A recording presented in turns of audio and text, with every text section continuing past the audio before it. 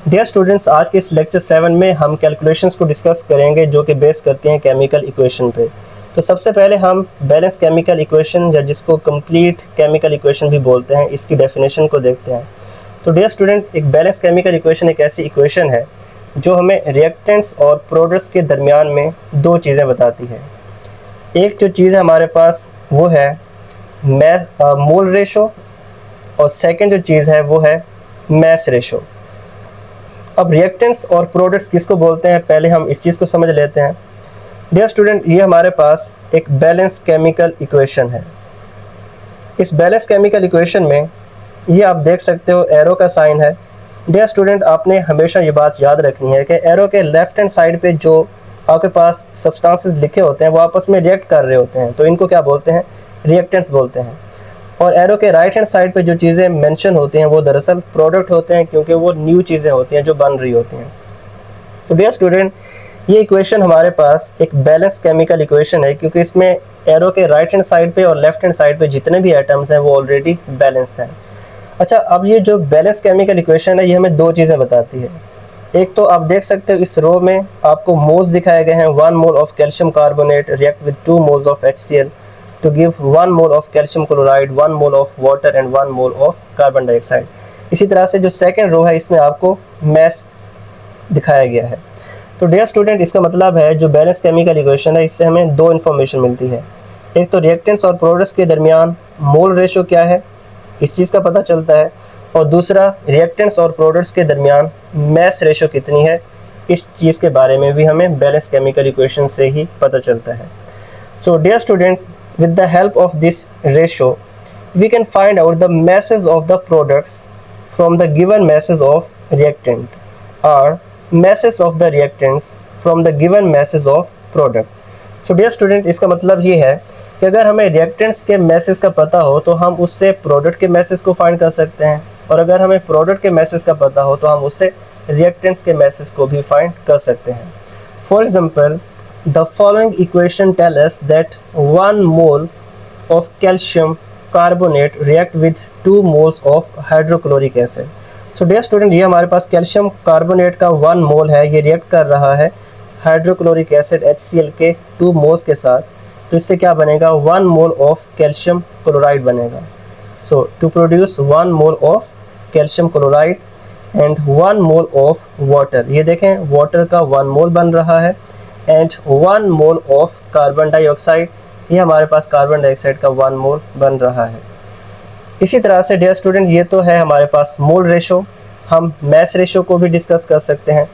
Mess ratio को अगर हम देखें तो वो हमारे पास सेकेंड रो है, मैं आपको रीड करके बता देता हूँ। For example 100 gram of calcium carbonate, ये हमारे पास कैल्शियम कार्बोनेट है, इसके 100 ग्राम जो हैं ये रिएक्ट कर रहे हैं हाइड्रोक्लोरिक एसिड के 73 ग्राम के साथ।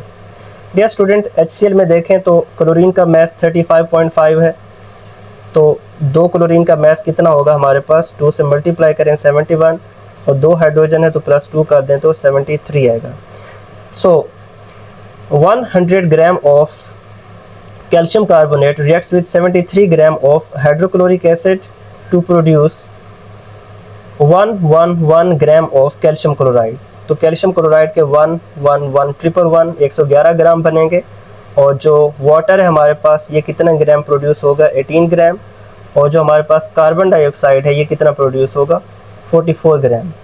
सो डियर स्टूडेंट, ये हमें बैलेंस केमिकल इक्वेशन से दो चीज़ें मिलती हैं, जैसा कि मैंने आपको वेरी फर्स्ट लाइन में बताया था। एक तो मोल रेशो है रिएक्टेंट्स और प्रोडक्ट्स के दरमियान, और सेकेंड है mass ratio between the reactants and products. So I hope आपको अच्छे से समझ आ गई होगी। अब हम इसी चीज़ को एग्जांपल से समझते हैं। एग्जांपल 15.15 है हमारे पास। एग्जांपल की जो स्टेटमेंट है वो कुछ इस तरह से है कि 25 ग्राम ऑफ लाइमस्टोन, जिसका फार्मूला है calcium carbonate, it reacts with excess of hydrochloric acid. So dear student, limestone calcium carbonate है, ये calcium carbonate excess of hydrochloric acid के साथ जब रिएक्शन करता है तो क्या होगा, okay, according to the balance equation जो कि हम ऑलरेडी पढ़ चुके हैं, how much calcium chloride will be produce. So dear student, ये जो कैल्शियम क्लोराइड प्रोडक्ट में बन रहा है ये कितना प्रोड्यूस होगा, उस वक़्त जब कैल्शियम कार्बोनेट का मास कितना है डियर स्टूडेंट, ये हमें गिवन है 25 ग्राम। सो डियर स्टूडेंट, यहाँ पे हमने ऊपर एग्जांपल में देखा था कि जो 100 ग्राम ऑफ कैल्शियम कार्बोनेट है, इससे कैल्शियम क्लोराइड कितना प्रोड्यूस हुआ था, 111 ग्राम। तो डियर स्टूडेंट, हम इसी बात को यहाँ पे लिख सकते हैं, 100 gram of limestone react to produce calcium chloride, और ये कितना प्रोड्यूस हुआ था, 111 ग्राम। अगर हमारे पास लाइमस्टोन 1 ग्राम होता तो फिर इससे कैल्शियम क्लोराइड कितना प्रोड्यूस होता, तो हम 111 पे 100 को डिवाइड कर देंगे, 111 पे हम 100 को डिवाइड करेंगे तो हमारे पास लाइमस्टोन के 1 ग्राम से पता चल जाएगा कि कैल्शियम क्लोराइड कितना प्रोड्यूस होगा। अब क्वेश्चन में जो चीज़ हमें गिवन है डियर स्टूडेंट, वो है कि लाइमस्टोन हमें 25 ग्राम गिवन है, तो हमें 1 ग्राम ऑफ लाइमस्टोन का तो पता चल गया कि इससे कैल्शियम क्लोराइड कितना प्रोड्यूस होगा। 111 पे 100 को डिवाइड कर दें तो आई थिंक आपके पास आएगा 1.11। तो 25 ग्राम अगर लाइमस्टोन हो तो इससे कितना प्रोड्यूस होगा कैल्शियम क्लोराइड। तो डियर स्टूडेंट, आपने क्या करना है, 1.11 को मल्टीप्लाई कर देना है 25 के साथ, या फिर 111 को डिवाइड करो 100 पे और फिर मल्टीप्लाई कर दो 25 के साथ, तो आंसर दोनों सिनेरियो में एक ही आएगा और वो है 27.75 ग्राम। So dear student, I hope आपको ये न्यूमेरिकल अब बहुत आसान लगा होगा। सो डियर स्टूडेंट, हमारे पास क्विक चेक है 15.7। Why it is necessary for a chemical equation to be balanced before it can be used in calculation? So dear student, जब कोई भी केमिकल इक्वेशन है हमारे पास तो उसको हमेशा कैलकुलेशन करने से पहले बैलेंस करने की ज़रूरत क्यों पड़ती है। बहुत इंपॉर्टेंट क्वेश्चन है, आपसे बोर्ड एग्जाम में शॉर्ट क्वेश्चन में पूछा जा सकता है। तो डियर स्टूडेंट, इसका आंसर बहुत ही सिंपल सा है कि कैलकुलेशन करने से पहले किसी भी केमिकल इक्वेशन को बैलेंस करना इसलिए ज़रूरी होता है क्योंकि अगर हम केमिकल इक्वेशन को बैलेंस नहीं करेंगे तो हमारे पास राइट आंसर नहीं आएगा, रॉन्ग आंसर आएगा। तो इसीलिए राइट आंसर को अचीव करने के लिए, राइट आंसर हासिल करने के लिए हमेशा हम क्या करते हैं, किसी भी केमिकल इक्वेशन को बैलेंस करते हैं।